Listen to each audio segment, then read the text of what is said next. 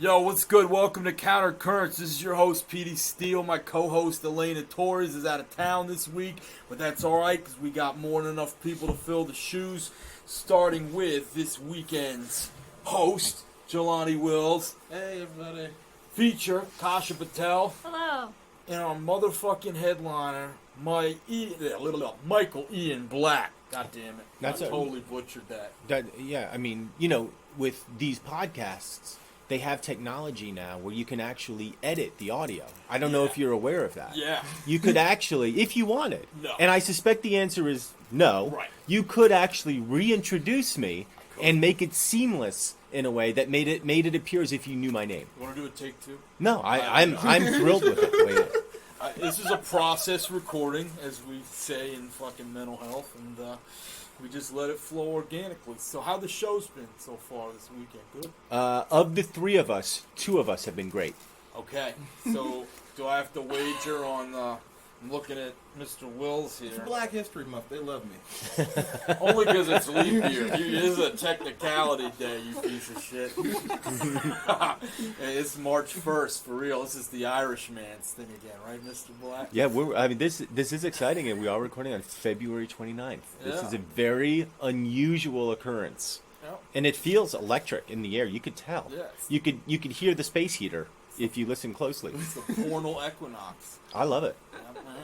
Fucking Uncle Jesse guitar in the background, some boots knocking. Mm-hmm. So, where you hail from? Hillsborough, New Jersey. I got that from Wikipedia. Okay. And at first, what came to mind were sausages, and then I was like, "No, it's Hillshire Farm." So, what's Hillsborough renowned for? I didn't get that far in my wiki hole. I would say we are known for just about nothing. Nothing, I think, is the correct answer. It's a shitty little town, about an hour 20 outside of New York City. Didn't care for it growing up, and I haven't been back very often. That's good. The makings of a comedian. Yeah. Well, they have Michael Ian Black under notable people, so That's something. stands for something. The MIBs.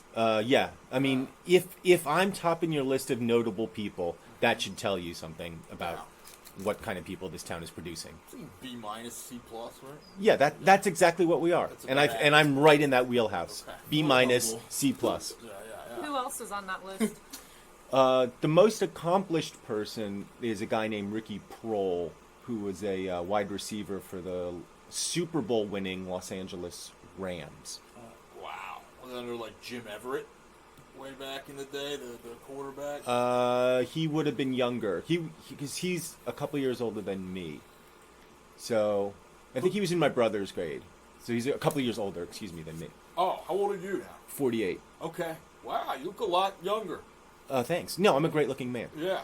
I'm a great-looking man. That's what you got to do, you know. No touch. Yeah. So, comedy years. What are we talking? 25, 28?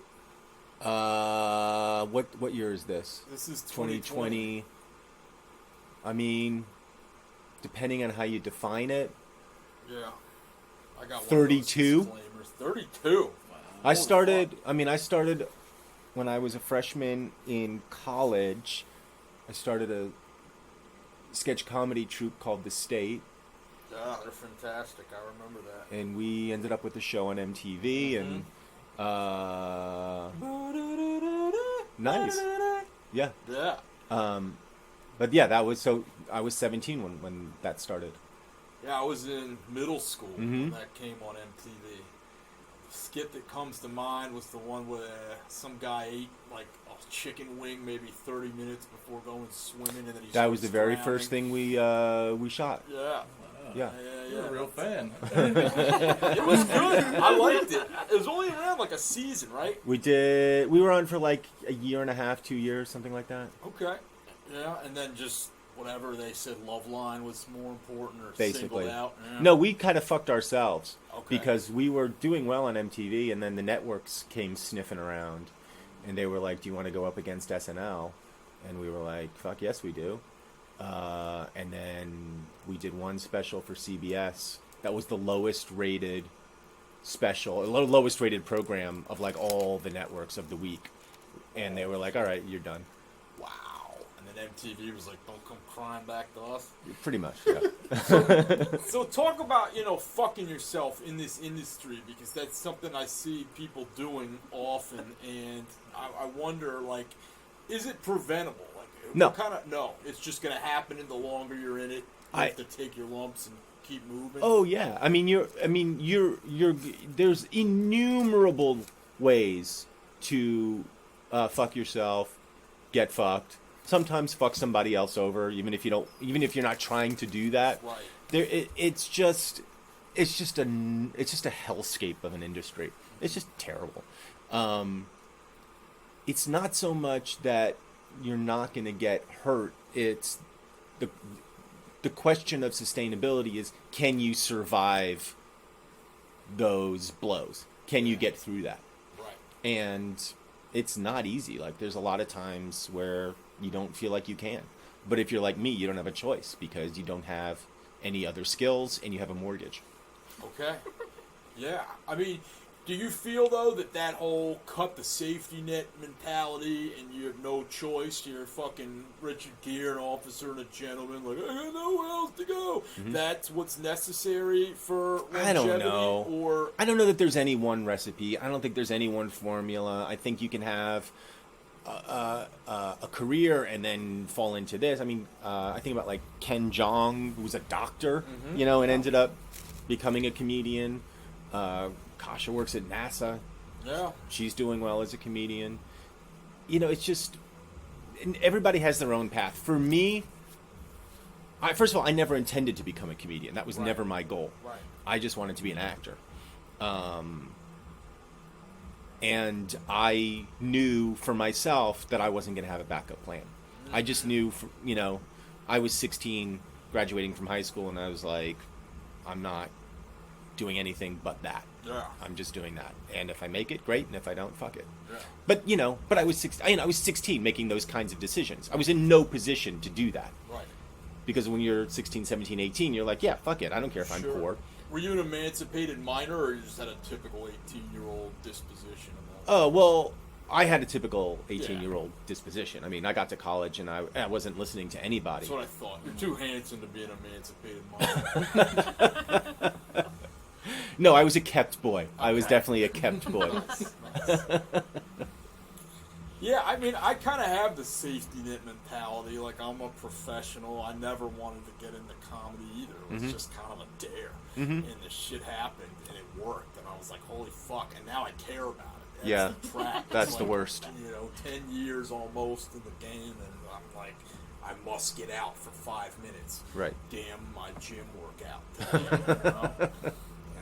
Well, but that is your gym workout. But yeah, that is your workout. That's getting in your reps. Get my 10,000 steps in. Yep. From walking around the clubs. Yep. Standing. Did you know there's like a data thing for standing hours on your fucking phone? I didn't. That's how calories. pathetic that is. And it does. But I mean, come on. Let's get serious here. I mean, I'm a bartender, so standing's important. Dude, how many more Black History months do you want to live through? How many leap years? Leap years, so there's one every 24. I do two Every more. 4. Every 24. I don't know leap year statistics. Jesus. It's not so much statistics as it is common knowledge. Is it common knowledge? Yes, Yeah. every 4 years 4 is a leap year. Like elections, Olympics, leap years. I know about elections. You're a Morehouse man. You should know. Are you really? I try to keep it a secret. Wow, you went to the Black Harvard? I did. I'm a disappointment. I'm aware. Wow. So what do you say about people that, like, say, are from D.C. and went to, like, Howard? The year I graduated at Morehouse, the valedictorian was white, so, like, it doesn't matter. I saw that. I saw that radio, or heard that radio report. Nah, Josh, he's a great guy. Like, yeah, the Jew, right? Yeah, Yeah. His application's gonna get thrown away just like mine. So. Equality. Yeah. Yeah. And what do you have to say about people for Howard before you dodge my question?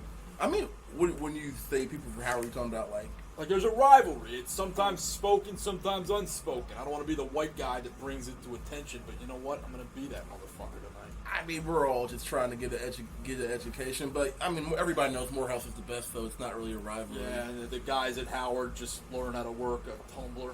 Yeah, I mean, they have a great band. Yeah. That's important. Our The band's not that. triangle with the zoo. Yeah. They have a gentrified community around them. They Great. sure do. That was something. So You in can the walk last your dog year, on Howard's campus. Yeah. There was a big article of all this protesting that, the gentrifiers were bringing little Fifi and Goofy along the sacred greenery where everybody likes to play frisbee and do whatever. They don't play frisbee. And they don't play any frisbee there? That's a white person sport and an Indian sport. There's some Rastas, right? No, No? man.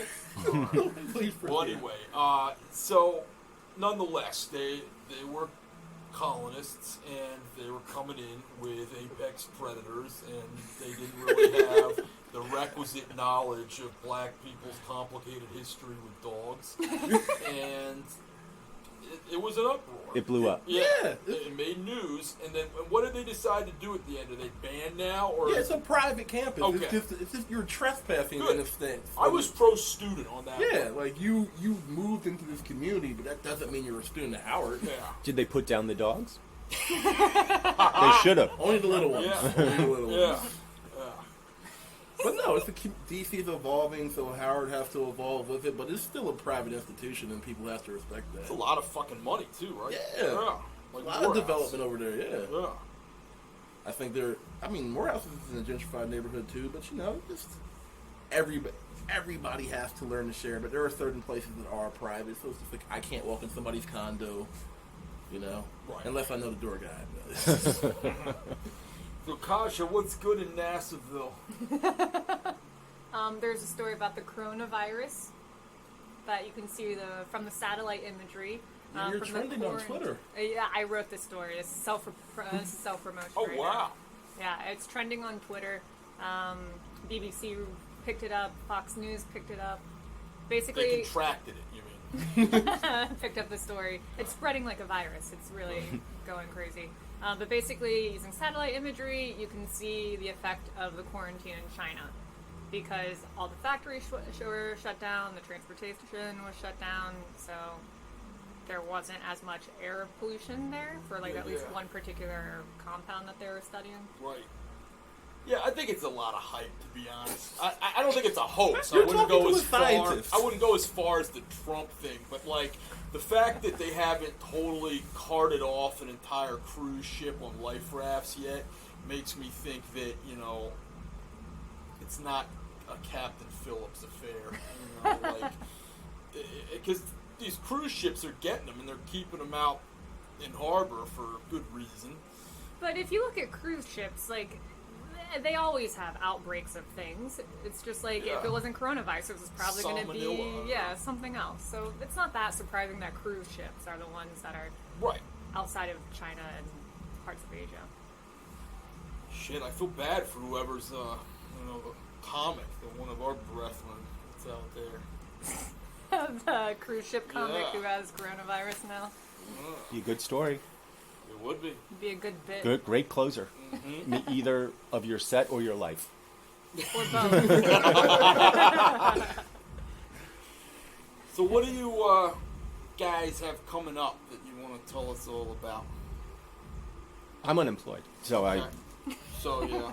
All right. He has another show coming up here in That's about 30 minutes. Yeah, So okay. come by to that. Fantastic.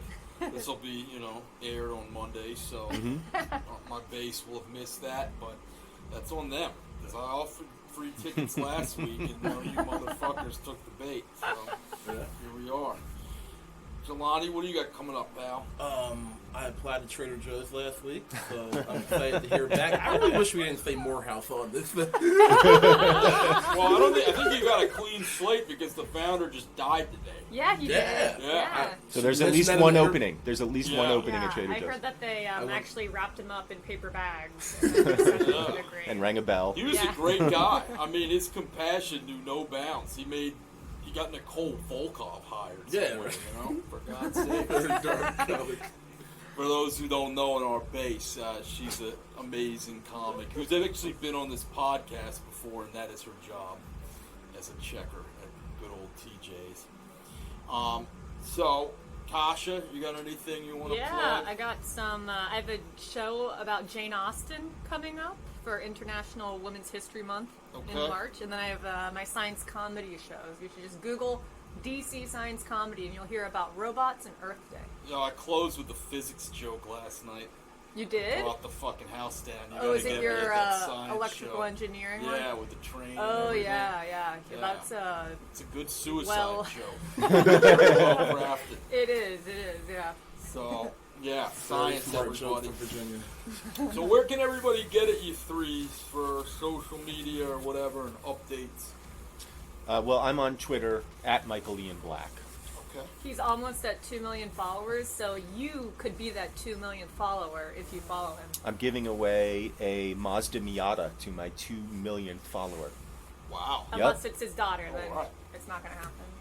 Yeah, you won't have to fucking lay down in a Mazda dealership with your head posted up on a hubcap. Nope, for 3 days. just wait outside your house for a Carvana flatbed to pull up with a Mazda Miata on it, and then you will know that you were the 2 millionth follower.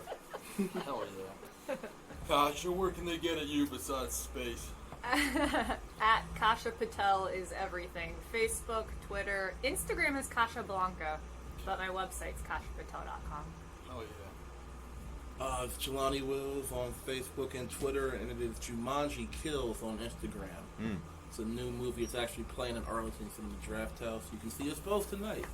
Fantastic. And for constant updates on Petey Steele, it's Steelborn DC on Instagram, Steel_DC on Twitter, Petey Steele on Facebook, but I don't check it. And then the Counter Currents, Currents DC, Twitter, Instagram, respectively, and the Counter Currents Facebook page. And I don't know what's playing here next week or DC, but they're going to be fantastic shows regardless. So you're going to want to go and like our page, make a negative comment for a chance to win 3 free pairs of tickets to either or, and we'll put it in a raffle bucket and we'll fucking do it. You got a chance to meet me and Elena and, whatever's doing. So at any rate, we want to thank Michael Ian Black for joining us for this 17 minutes in heaven.